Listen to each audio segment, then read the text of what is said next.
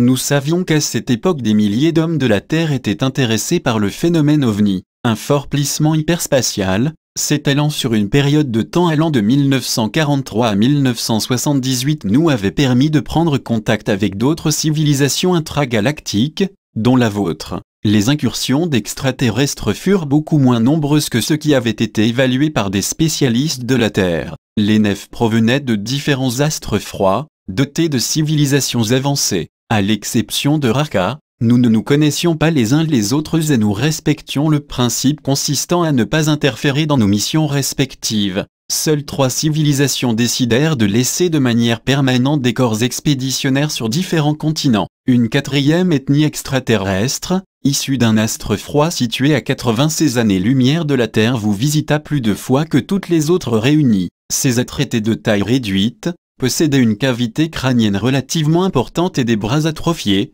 l'ensemble leur interdisant de pouvoir se mêler aux humains. Ceux-ci sont arrivés sur Terre en 1948, avant notre première expédition, et se sont établis dans de petites bases sous-marines. Ils enlevèrent beaucoup d'hommes et de femmes de la Terre pour analyser leurs corps sans les léser. Quand au bout de quelques années leur curiosité se trouva satisfaite, ils repartirent, mais leurs interventions furent à la base de la majorité des observations d'OVNI. 2 autres groupes choisirent de se mêler à vous, en utilisant la similitude de leur morphologie avec la vôtre, qui avait des buts similaires aux nôtres, mais des stratégies différentes. Mais ceux-ci maintinrent un silence strict et ne se firent jamais connaître de vous. Leurs vaisseaux furent inévitablement détectés. Ils établirent des bases aux États-Unis et en Union soviétique. L'une de ces ethnies extraterrestres, dont la planète est située à 174 années-lumière de la Terre, arriva en Angola en 1962 et se mêla à vous à partir de 1969, aux États-Unis, en URSS et en Union indienne.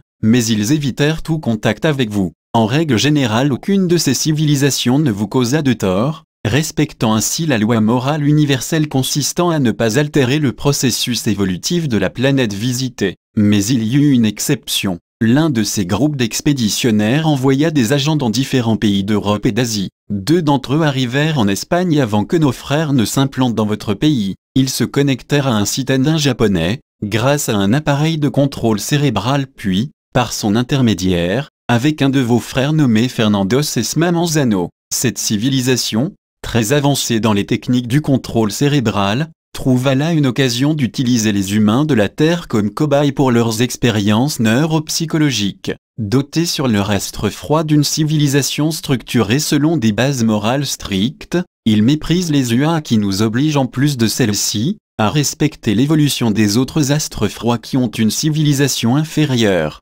Avec un mépris absolu de l'intégrité biologique des hommes de la Terre, ils choisirent un vaste prélèvement d'infortunés humains et les soumirent à des manipulations mentales. Furent les victimes à différents degrés, certains hommes et femmes furent soumis aussi à un contrôle leur induisant divers cadres pathologiques, des citadins de République populaire de Chine, de Thaïlande, d'Indonésie, du Japon, d'Italie, de Grèce et d'Espagne. En Espagne furent affectés à différents niveaux vos frères, Franco Mula, Fernando Sesma, Victoria Iruarota-Gilna, Alicia Araújo, Clemente Dominguez Gomé, Isabel Nido, José González Arona, Regina Sandra, Julio Fernando Sanchez, Eduardo Buelta, Francisco Montesinos Lope, Maria Ascension Sibrira, Gomé Marfil et Pedro Vivanco Garcia. Ne serions-nous plus seuls dans l'univers?